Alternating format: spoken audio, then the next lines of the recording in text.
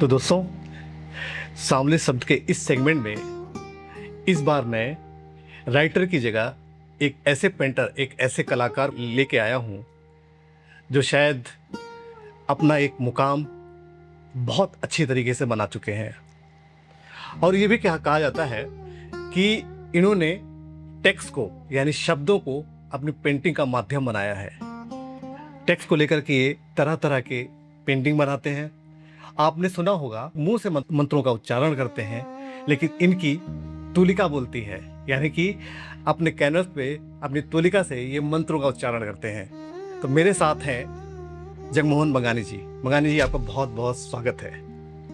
धन्यवाद, बहुत बहुत धन्यवाद जी। तो मैं बस ये पूछना चाहूँगा, शुरुआत जैसे करते हैं एक पॉडकास्ट की, कि आपकी कला, आप उत्तराखंड के रहने वाले हैं, उत्तराखंड से लेकर के दिल्ली तक का जो सफ़र आपका रहा है वो कैसा रहा? मेरा बचपन मेरे गांव में ही बीता। मेरे गांव का नाम मोंडा बंगान है और बंगान जो है उत्तराखंड का उत्तरकाशी डिस्ट्रिक्ट का लास्ट गांव है। लास्ट मीन्स अंतिम गांव है जी। और ये अंतिम गांव जो है हिमाचल की बॉर्डर से लगा हुआ है जी। और बचपन की मेरी जितनी भी पढ़ाई हुई उस गांव में और नियर बाई जो दूसरे विलेजेस थे वहाँ हुई। और मैंने अपना बैचलर्स और मास्टर्स ड्राइंग एंड पेंटिंग में देहरादून में किया और उसके बाद मैं दिल्ली आ गया। अच्छा, दिल्ली आने के बाद जैसे आपकी जो ये यात्रा रही है, इसमें कहते हैं कि घर वालों का बहुत सपोर्ट होता है। कोई ऐसा घर का कोई सदस्य जिसने आपको बोला हो कि हाँ जाओ, तुम जो भी करना हो करो, मैं यहाँ पे संभालूंगा? यस, मैं जब 10वीं और 11वीं 12वीं क्लास में था तो मेरे जो सबसे बड़े भाई हैं उनका एक फोटोग्राफी स्टूडियो था बड़कोट में। बड़कोट एक थोड़ा सा बड़ा टाउन था पहाड़ में जी। तो इन्हीं दौरान ब्रदर के स्टूडियो में मैं फोटोग्राफी भी करता था। और जब मेरी 12वीं की परीक्षा पूरी हुई तो मैं फर्दर पढ़ाई करना चाह रहा था, तो भैया ने कहा कि ठीक है तुम पढ़ लो। आपको बहुत सालों से जानता हूँ, मैंने आपकी यात्रा भी, जो कला यात्रा है, इसको भी देखा है। मैंने ये पाया कि आप शुरुआत में तो फिगरेटिव काम करते थे, जैसे जैसे काम आपका मैच्योर होता गया, आपने टेक्स्ट को ही अपना एक माध्यम बनाया कि मुझे टेक्स्ट को एक फील्ड चुनना है, इसके माध्यम से मैं अपनी पेंटिंग को करूँगा। इसके पीछे कुछ पहले से ही था या बाद में आपने डिसाइड किया? या जैसे शुरुआती जो चित्र थे वो बड़े रियलिस्टिक चित्र थे जी। जो तुरंत मेरी मास्टर्स, मैंने जब 2000 में मास्टर्स किया उसके बाद 2000 से लेके 2005 तक सारे फिगरेटिव काम थे। और 2005 में मुझे एक फेलोशिप मिला, फोर्ड फाउंडेशन फेलोशिप। हाँ। और इस फेलोशिप के तहत मैं इंग्लैंड गया पढ़ने के लिए। और इंग्लैंड में भी मैंने शुरुआती जो चित्र बनाए थे वो सब फिगरेटिव थे। बट जो मेरे ट्यूटर थे वहाँ, बेसिकली 2 ट्यूटर्स थे, बाथ हाइलैंड और स्टीफन कूपर। तो उन्होंने जो भी मेरी मेंटरिंग की, जो भी उन्होंने मेरे काम के बारे में बातचीत की, तो उससे समहाउ मेरे काम में चेंज आया। और समहाउ वो लोग मेरे फिगरेटिव काम से ना ज़्यादा संतुष्ट नहीं थे। और उन्होंने ही मुझे कहा था कि जगमोहन, तुम एक बार ना यूरोप की कुछ गैलरीज और म्यूजियम्स घूमो और तब आके जो है ना थोड़ा अपने काम के बारे में सोचना। तो जो फोर्ड फाउंडेशन फेलोशिप में हमारा एक प्रोफेशनल इन्हांसमेंट फंड होता था जी। तो मैंने इस फंड को यूज़ करके मैं यूरोप में जैसे पेरिस गया, वहाँ पर लुव्र म्यूजियम काफ़ी घूमा। और उसके बाद मैं रोम गया, सिस्टाइन चैपल घूमा, वेनिस बिएनाले घूमा, फिर बर्लिन के बहुत सारे म्यूजियम्स घूमे, फिर आइसलैंड में एग्लिस तीदर हो गया। तो और लंदन में तो मैं रह रहा था, तो लंदन में तो बहुत सारा गैलरीज और म्यूजियम्स तो रोज घूमना ही होता था। तो इस तरह से जो है ना काम को देखने का बहुत सारा एक्सपोजर मिला। और ये सब जगहों में घूमने के बाद जब मैं वापस अपने स्टूडियो में आया तो मैं अपने आप को बिल्कुल ज़ीरो फील कर रहा था। अच्छा। तो मुझे लगा कि यार सच में कि जिस तरह का फिगरेटिव काम मैं कर रहा हूँ वो कहीं एग्जिस्ट नहीं करता। अच्छा। और जब बेसिकली मैं आपको एक और एक्सपीरियंस ये बताना चाहूँगा कि जब मैं लुव्र म्यूजियम में ओजान देलाक्रा करके एक आर्टिस्ट था, उनका एक काम था। उस काम के आगे मैं जब बैठा तो मैं बड़ा स्टंड था। मैं मतलब सोचता ही रहेगा, लगभग हाफ एन आवर में देखता रहा काम को। वो फिगरेटिव काम है बेसिकली। तो मुझे लगा कि उन्होंने इस आर्टिस्ट ने 600 साल पहले इतना ज़बरदस्त फिगरेटिव काम किया है, तो हम तो अब ये काम कर रहे हैं, तो हमारे काम में क्या नयापन है? कुछ भी नयापन नहीं है। तो वो जो नयापन की खोज थी, उसके लिए मुझे लगा कि काम में ना चेंजेस आना बहुत ज़रूरी है। जो मेरे ट्यूटर हैं स्टीफन कूपर, वो सच में ही कह रहे हैं कि तुम्हें बहुत सारे काम को देखने की ज़रूरत है। तो फिर स्टूडियो में आके काफ़ी समय ऐसा रहा कि मैं रोज़ अपना स्टूडियो आता था, अपना सोचता था क्या किया जाए, लाइब्रेरी जाता था, इंटरनेट सर्च करता था। तो लगभग 2 महीना में कुछ काम नहीं कर पाया। अच्छा। बट 2 महीने बाद जो है ना, अचानक ही मुझे लगा कि कुछ टैक्स को लेके काम किया जाए। अच्छा। तो मैंने स्टूडियो में बहुत सारे पेपर वर्क्स लगाए थे, और पेपर्स के ऊपर मैंने रैंडमली टेक्स्ट लिखना शुरू किया। और टेक्स्ट में जो पहला टेक्स्ट था वो माँ शब्द था, और माँ शब्द को मैंने लगभग 50, 60, 100 टाइम्स लिखा होगा, बार बार। अच्छा। और उसका प्रोसेस कुछ इस तरह से था कि जो कलर्स थे वो सब नीचे ड्रिप हो रहे थे, और मैंने फ्री हो गए उसको लिखता ही चला गया। तो ये पहला वक्त था, और फिर दूसरा काम भी टेक्स्ट बेस्ड रहा। तो इस तरह से लगभग 6 और 7 पेपर वर्क्स में टेक्स्ट आए, और जो बेसिकली देवनागरी लिपि में थे। अच्छा। और हिंदी बेसिकली। तो जब स्टीफन वापस मेरे स्टूडियो में आया कुछ दिनों बाद, तो उसने कहा कि ये काम ना रियली में बहुत अलग हैं, और ये सच में ही उनको लगता है कि मेरी आर्ट जर्नी की एक शुरुआत है। अब जैसे कि बात करते हैं कि आपने इतनी यात्राएं करी, आप विदेश में भी रहे, वहाँ के जो कलाकार हैं, यहाँ के कलाकार जो हैं, उसमें क्या समानता है? मुझे लगता है कि हर एक कंट्री में जो कलाकार हैं वो अपने क्योंकि आपकी परिस्थितियाँ अलग होती है, और आपके रूट्स अलग होते हैं। तो जो हमारे देश के कलाकार हैं, मुझे लगता है जैसे यहाँ पर बहुत सारा फिगरेटिव काम होता है, एब्रॉड में उतना फिगरेटिव काम होता नहीं है। वो ज़्यादा एब्स्ट्रैक्शन की ओर ज़्यादा काम हो रहा है, क्योंकि ऐसे तो कहा ही जाता है कि हमारी कंट्री लगभग 40-50 साल पीछे है। तो इस परिप्रेक्ष्य में भी सोचा जाए तो मुझे लगता है एक जो कला में एक समकालीन आर्ट जो चल रहा है वो यहाँ पर अभी कम है, बट स्टिल हमारे देश में बहुत सारे चित्रकार ऐसे हैं जो बहुत अच्छा काम कर रहे हैं। अच्छा। मुझे हमेशा एक ये क्यूरियोसिटी रहती है कि जैसे कि मैं म्यूजिक बहुत सुनता हूँ, क्या रंगों की भी कोई ध्वनि होती है? क्या ऐसा होता है कि कलर से भी जो है कोई ना कोई म्यूजिक क्रिएट कर रहे हैं, ऐसा होता है? एब्सोल्युटली। मतलब मैं जब चित्र बना रहा होता हूँ तो मुझे कलर्स, मुझे ऐसे लगता है कि कलर्स मुझसे बातें कर रहे हैं होते हैं। हाँ हाँ, है ना। और बहुत सारे, क्योंकि टेक्स्ट बेस्ड वर्क है तो टेक्स्ट तो कोई भी पढ़ लेता है, और जब हम कोई सॉन्ग सुनते हैं या हम बात कर रहे हैं तो जो शब्द बोल रहे हैं, शब्द की एक आवाज है। तो जो भी मैं शब्द लिख रहा होता हूँ अपने पेंटिंग के ऊपर, तो बहुत बार ऐसे लगता है मुझे कि वो मुझसे बात कर रहे हैं। और कई बार क्या होता है कि क्योंकि टेक्स्ट की रिपीटेशन हो रही, कोई टेक्स्ट गलती से मैंने गलत लिख दिया, तो कई बार ऐसे महसूस होता है कि शब्द मुझे खुद बोलता है कि मुझे यहाँ से तुम ठीक कर दो थोड़ा। तो इस तरह से मतलब एक तरीके का अभिव्यक्ति होती है हमारे बीच में। हाँ। अगला जो क्वेश्चन ये है कि मैंने आपकी जितनी पेंटिंग या तो इंटरनेट पे देखी या कहीं किसी भी एग्जीबिशन में गया विजिट करने के लिए, वहाँ देखी, तो ये मैंने पाया कि आप मंत्रों पे काम कर रहे हैं आजकल। और ये भी मुझे पता है कि आप मंत्रों के अलावा और अदर फॉर्म में, टेक्स्ट के फॉर्म में और भी काम करते हैं। एक आपका जो है फैज़ का जो एक वो था, गजल आपने लिखी हुई है, नज्म है। हाँ, उसका क्या कोई किस्सा है क्या उसके पीछे? यस, एक्चुअली जब हम देखेंगे कि पिछले कुछ सालों में देश की परिस्थितियां या पॉलिटिकल सिनारियो बहुत चेंज हुआ है, हाँ। तो कई बार मन में बहुत दुख भी होता था कि क्यों ऐसा सब हो रहा है।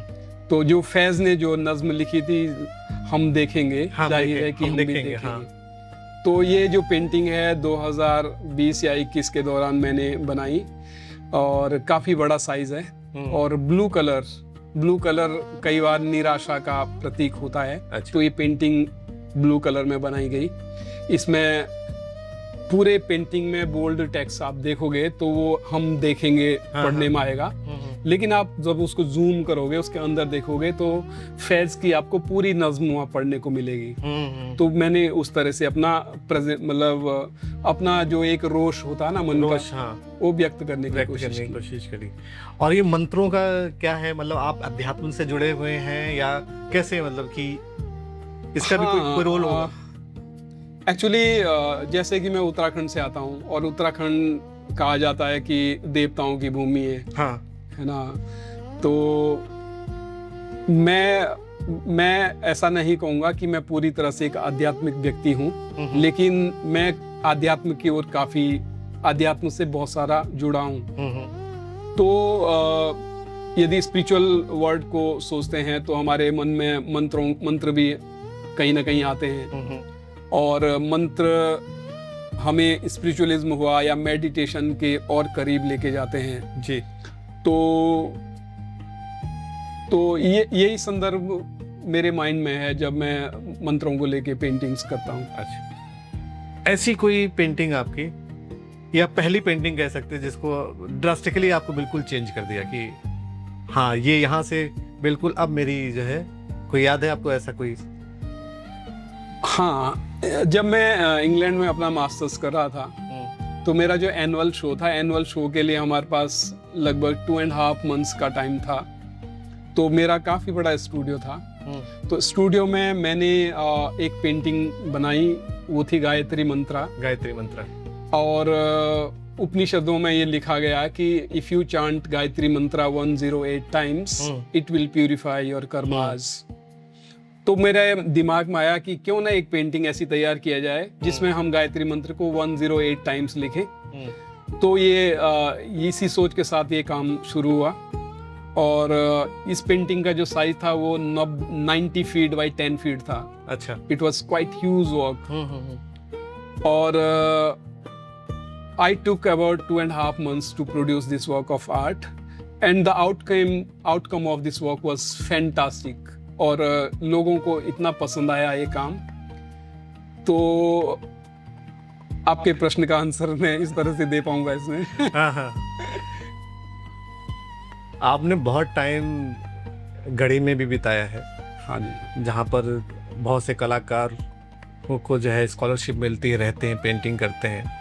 जब आपको फर्स्ट स्कॉलरशिप अवार्ड हुई, जब आपको एक दिल्ली में एक स्टूडियो अवार्ड हुआ, उस टाइम का कुछ याद है आपको? यस, एक्चुअली जब मैं उत्तराखंड से दिल्ली आया था तो मुझे पता नहीं था महानगर किस तरह से होते हैं। हाँ। महानगरों की लाइफ कैसी होती है। तो मैं तो एक डरा सा, सहमा सा उस तरह का व्यक्तित्व था मेरा। तो 2001 में मुझे गढ़ी स्कॉलरशिप मिली और गढ़ी में 1 साल काम करने का मौका मिला। तो वो जो स्कॉलरशिप थी वो एक तरीके से मेरे जीवन में एक टर्निंग पॉइंट था। इस 1 साल के दौरान मैंने अपने आप को जाना, अपने अंदर के जो एक व्यक्तित्व है उसको जानने की कोशिश की। उसके साथ ही साथ मैंने क्योंकि गढ़ी में लगभग 150 आर्टिस्ट काम कर रहे होते थे उस समय, तो उनके साथ रोज मिलना, उनकी कला के बारे में जानना, उनसे आर्ट के बारे में पूछना और अपने काम के बारे में उनसे पूछना कि मैं क्या काम, क्योंकि अपने काम में उस समय कोई भी कॉन्फिडेंस नहीं था। सही बात। और ऐसे में गढ़ी में रहना और मतलब मुझे लगता है मेरे लिए मतलब मेरे जीवन की एक शुरुआत थी और कला के क्षेत्र में आगे बढ़ने का सबसे उम्दा जो एक स्टेप था वो गढ़ी ही था। और मुझे मैं निश्चित रूप से आपसे ये कहना चाहूँगा कि यदि मुझे गढ़ी स्कॉलरशिप न मिली हुई होती तो शायद मैं आज इस जगह पर नहीं होता। तो गढ़ी स्कॉलरशिप का अपने आप में बहुत बड़ा योगदान है। जिस मुकाम पे आप हैं, इसके पीछे ना संघर्ष बहुत होता है। वो संघर्ष, बीइंग ए फ्रेंड, मैं उस संघर्ष को मैंने देखा भी है जब तक हम साथ में थे। और लोग शायद, मेरा ऐसा मानना, लोग शायद उस संघर्ष को नहीं देखते हैं और ये सोचते हैं अरे अचानक ऐसे कैसे होगा। अचानक कुछ नहीं, रातों रात कुछ नहीं होता, इसके पीछे बहुत ही मेहनत होती है। और इसी चीज़ को लेकर के आप, जितने भी आपके फ्रेंड हैं, जितने लोग आपको एडमायर करते हैं, जितने लोग आपकी कला को एडमायर करते हैं, उनको कुछ संदेश देना चाहेंगे? मुझे लगता है कि आगे बढ़ने का जो एक माध्यम है वो सिर्फ हार्ड वर्क है, और बिना हार्ड वर्क किए हुए आप आगे नहीं बढ़ सकते। एक समय ऐसा भी था कि मैं 12 से लेके 14 आवर्स, 12 to 14 आवर्स पेंटिंग करता था, और आज मैं अपने आप को जिस मुकाम पे पाता हूँ, मुझे लगता है वही जो हार्डशिप थी उसी के कारण मैं आज यहाँ पर हूँ। और दूसरी चीज़, मैं हर एक जो भी मुझसे पूछते हैं कि किस तरह से आगे बढ़ा जाए, तो मैं उनसे हमेशा ये कहता हूँ कि हर एक व्यक्ति को बहुत बड़े बड़े सपने देखने चाहिए, और सपने देखने के साथ साथ उन सपनों को साकार करने के लिए आगे बढ़ने का भरपूर प्रयत्न करना चाहिए। और कठिन परिश्रम के साथ और सपने देखते हुए आप निश्चित ही अपनी जो आपकी मंजिल है वहाँ तक पहुँच सकते हो। मोहन, अब तो हो गई तुम्हारी लाइफ जर्नी, हमने डिस्कस कर ली कि आपने कैसे उत्तराखंड से आप दिल्ली आए, कैसे हो। एक और चीज जो आपकी लाइफ में है, जिस पे आप काम कर रहे हैं, बैफ की, यानी बंगानी आर्ट फाउंडेशन। ये बंगानी आर्ट फाउंडेशन क्या है, थोड़ा सा बताइए। बंगानी आर्ट फाउंडेशन एक संगठन है हमारा, एक ऑर्गेनाइजेशन है जो हिमालयन जो स्टेट्स हैं, मुख्यतः हिमाचल हुआ, उत्तराखंड हुआ, लद्दाख और जम्मू कश्मीर, इन राज्यों में जो आर्ट को लेके पढ़ाई करना चाहते हैं, आर्ट के फील्ड में आगे बढ़ना चाहते हैं, जो भी छात्र, उनको सहयोग करता है। तो बैफ ये बेसिकली वो है। और ये पढ़ाओ क्या है, बैफ के अंदर क्या क्या चीजें आने वाली हैं, क्या किस पे आप काम कर रहे हैं, इस पे थोड़ा और प्रकाश डालिए। बैफ का जो मुख्य उद्देश्य है वो मेंटरिंग है, बच्चों को मेंटर करना।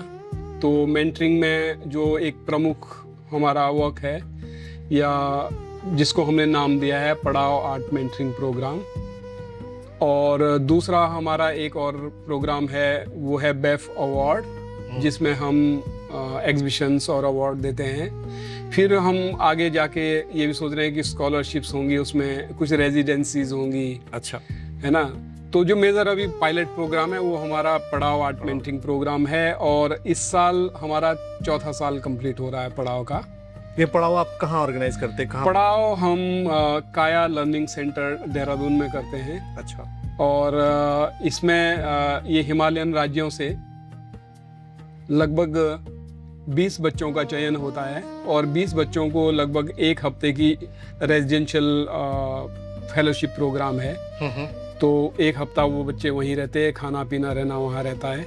और हमारे बहुत सारे मेंटर्स कुछ दिल्ली से आते हैं, कुछ हमारे बहुत अच्छे मित्र हैं, वो सब आके हम इन जो 20 छात्र हैं जो कला के क्षेत्र में आगे बढ़ना चाहते हैं, उनको हम पढ़ाओ आर्ट मेंटरिंग प्रोग्राम के दौरान मेंटर करते हैं। अच्छा, मैंने एक चीज़ और देखी कि आपने बैफ लर्निंग सेंटर की बात कर रहा हूँ। हाँ, जो आपने शायद उत्तराखंड में यस कहीं पे प्लान कर रहे हैं आपने, मैंने कुछ पिक्चरें देखी थी इंटरनेट पे, उसका क्या आगे फ्यूचर क्या है? बैफ लर्निंग सेंटर की स्थापना मैंने अपने गांव में की, और इसमें लगभग 4 सालों से काम चल रहा था, और अभी 27 मई को इसका उद्घाटन हमने किया है। और लेकिन अभी थोड़ा बहुत काम और बचा हुआ है। तो बैफ लर्निंग सेंटर बेसिकली क्या है कि हम ये सोच रहे हैं कि देश से या विदेश से लोग आएँ और उस सेंटर में जाके काम कर रहे हैं, और जो पर्वतीय क्षेत्र के जो हमारे बच्चे हैं वो भी आके उस जगह में काम करें। और फ्यूचर में जो प्लानिंग है, स्कॉलरशिप्स की है, रेजिडेंसीज की है, या मेंटरिंग प्रोग्राम्स हो गए, या आर्ट कैंप्स हो गए, ये सब हम बैफ लर्निंग सेंटर में ही करने की कोशिश करेंगे। अच्छा तो बैफ लर्निंग सेंटर हमने इस उद्देश्य से बनाया है। अच्छा। जो बच्चे आपके मेंटरिंग प्रोग्राम को कंप्लीट कर लेते हैं, कंप्लीट करने के बाद उसके बाद भी क्या बैफ उनको फॉलो अप करती है? हाँ सर, बिल्कुल। जैसे बहुत सारे, जैसे अब हमारा एक और नया कार्यक्रम जिसको हम शुरू करने की सोच रहे हैं, वो पड़ाव 2 नाम से होगा। पड़ाव 2 में हम, क्योंकि पिछले 5 सालों में लगभग 100 से ज़्यादा बच्चों को हम मेंटर कर चुके हैं, तो अब पड़ाव 2 में हम ये सोच रहे हैं कि पड़ाव 1 में जितने मेंटर किए थे उन लोगों को हम दोबारा कॉल करें, वो लोग अप्लाई करेंगे इसमें, और उनमें से 20 बच्चों का सिलेक्शन होगा, और फिर देखा जाएगा कि वो उन्होंने पिछले 5 सालों में क्या काम किया है, उनको कहाँ पर हेल्प है, अब उनको किस तरह से हम आगे बढ़ाएं। तो ये पड़ाव 2 प्रोग्राम उनके लिए होगा। और इस बीच हमारे बहुत सारे जो बच्चे थे जिनको मेंटर किया है, उनमें ऑलरेडी जैसे लास्ट ईयर 5 बच्चों को ललित कला स्कॉलरशिप मिली, वो शिमला में अभी काम कर रहे हैं। अच्छा अच्छा। और 2-3 बच्चों को हमारे दूसरे अवार्ड्स मिले हैं। जैसे रिसेंटली एक और बच्चा है, उसको IIT मुंबई में उसका सिलेक्शन हुआ है। अच्छा। तो बड़ा अच्छा लगता है कि बैफ से बच्चे अब धीरे धीरे आगे बढ़ रहे हैं। अच्छा, ये जो आपका पड़ाव जो मेंटरिंग प्रोग्राम है, साल के किस महीने में कंडक्ट किया जाता है? ये पड़ाव आर्ट मेंटरिंग प्रोग्राम मुख्यतः ही हम जून में करते हैं। जून का 2nd वीक या 3rd वीक होता है, क्योंकि इस प्रोग्राम की डेट को बड़ा सुनियोजित तरीके से रखा जाता है, क्योंकि इस समय में जितने भी बच्चे हैं, बैचलर्स कर रहे हैं या मास्टर्स कर रहे हैं या रिसेंट पास आउट्स हैं, उनके किसी भी तरह के एग्जाम्स नहीं होते हैं। जैसे उनके कॉलेज के एग्जाम उन दौरान फिनिश हुए होते हैं, और उसके बाद जैसे नेट के एग्जाम्स आते हैं, नेट के एग्जाम्स आपके ऑलमोस्ट 3rd वीक में आते हैं या 4th वीक में आते हैं। तो हम कोशिश करते हैं कि कोई भी एग्जाम ना बच्चों के इस बीच ना पड़े। अच्छा। और दूसरा ये होता है कि क्योंकि मैं दिल्ली बेस्ड हूँ, दिल्ली में बहुत गर्मी होती है, और बहुत सारे मेंटर्स स्कूल्स में पढ़ा रहे हैं, कॉलेजेस में पढ़ा रहे हैं, तो इस समर वैकेशन हो जाती है उनकी इन दौरान। तो हम कोशिश करते हैं कि उस समर वैकेशन का उसी को यूटिलाइज कर लें। अच्छा अच्छा। वैसे बात अगर की जाए, अगर एक पॉडकास्ट की बात करें और किसी क्रिएटिव के पास बैठ के बात करो, तो वो बातें बहुत लंबी हो जाती हैं। मेरे कुछ क्वेश्चन थे जो मैंने आपसे पूछ लिए, और कुछ इच्छाएं थी जो मैंने जाहिर करी पॉडकास्ट के माध्यम से। आप बहुत अच्छा काम कर रहे हैं और ऐसे ही करते रहिए। ये मेरा पहला पॉडकास्ट सांवले शब्द का है, जो मैं एक कलाकार, एक पेंटर के साथ कर रहा हूँ, और बहुत ही अच्छा नाम है इनका। कंटेम्प्रेरी आर्टिस्ट में इनका नाम सबसे ऊपर आता है। आपने अभी एक बेंगलोर आप गए थे, रविशंकर जी से आपकी मुलाकात हुई थी, वो थोड़ा सा एक्सपीरियंस शेयर करेंगे? कैसा रहा वो, आप जब मिले उनसे तो आपको कैसा रहा? आपकी एक पेंटिंग भी अवार्ड हुई है शायद वहाँ पर। हाँ, तो उसके बारे में कुछ बताएं। एक्चुअली मैं रविशंकर जी से लगभग 2 साल से जुड़ा हूँ। वो आध्यात्म के क्षेत्र में उनका मतलब बहुत बड़ा नाम है, और मेरे चित्रों का विषय भी अधिकतर आध्यात्मिकता की ओर से आता है। तो उस जगह जाने से मुझे लगता है कि वो जो सेंटर है, आप ना एक अलग तरीके के जोन में चले जाते हो। हाँ, अलग एक वाइब आती है। अब अलग वाइब्स आती है, और बहुत अच्छा लगता है। ऐसे लगता है कि आप एक अलग तरीके के संसार में आ गए हो। चारों ओर बहुत सुख शांति है, हैप्पीनेस है, और एक मन को बहुत सुकून मिलता है। अच्छा अच्छा। तो इस बार जो उन्होंने मुझे कला साधक जो अवार्ड दिया उन्होंने आर्ट फील्ड में, अच्छा, तो बड़ा अच्छा लगा। उन्होंने मेरे कार्यों को सराहा। बहुत अच्छी बात। चलते चलते अपने जितने भी मित्र लोग हैं, इस पॉडकास्ट के समापन पे आप कुछ कहना चाहेंगे? दोस्तों, मुझे आज ये पॉडकास्ट करते हुए बड़ी प्रसन्नता हो रही है, और निश्चित रूप से यदि आप मेरे कार्य को देखेंगे तो आशा है कि आप एक क्या कहेंगे, आपके मन में एक तरीके की खुशी होगी मेरे चित्रों को देख के, पॉजिटिविटी फील होगी, एक पॉजिटिव वाइब्स आपके अंदर आएगी, यही उम्मीद है। और ये पॉडकास्ट के लिए मैं आपका बहुत बहुत आभारी हूँ। नए बच्चे जो काम कर रहे हैं फील्ड में, इस फील्ड में, उनके लिए कोई संदेश? मुझे लगता है हर एक काम आप बड़ी लगन से करने चाहिए, और लगन से किया गया काम ज़रूर आपको रिजल्ट देगा, और रिजल्ट ओरिएंटेड होता है हमेशा। और किसी भी कार्य को आप मिडवे में मत छोड़ो, वो चाहे खराब हो या अच्छा हो, लेकिन उसको एक मुकाम तक ज़रूर लेके जाओ। चित्रों में भी यही है कि 2006 में मैंने शब्दों को लेके कार्य करना शुरू किया था। ऑलमोस्ट 20 साल हो गए या 21 साल हो गए, 21 साल से मैं सिर्फ शब्दों के ऊपर काम कर रहा हूँ। शुरुआती दौर पे लोगों ने बहुत नकारा, लोगों को लगता था कि भाई कोई शब्दों से ऐसे चित्र बन सकते हैं क्या, और कोई भी काम नहीं बिकता था, और फाइनेंशियल स्ट्रेस हो जाता है बहुत सारा। लेकिन मुझे लगा कि क्योंकि मुझे अपने ऊपर विश्वास था, मेरे कार्यों के ऊपर विश्वास था, और मैं निरंतर आगे बढ़ता ही रहा। मैंने किसी की इस तरह से नहीं सुनी कि भाई इस कार्य में आगे बढ़ना बड़ा मुश्किल है।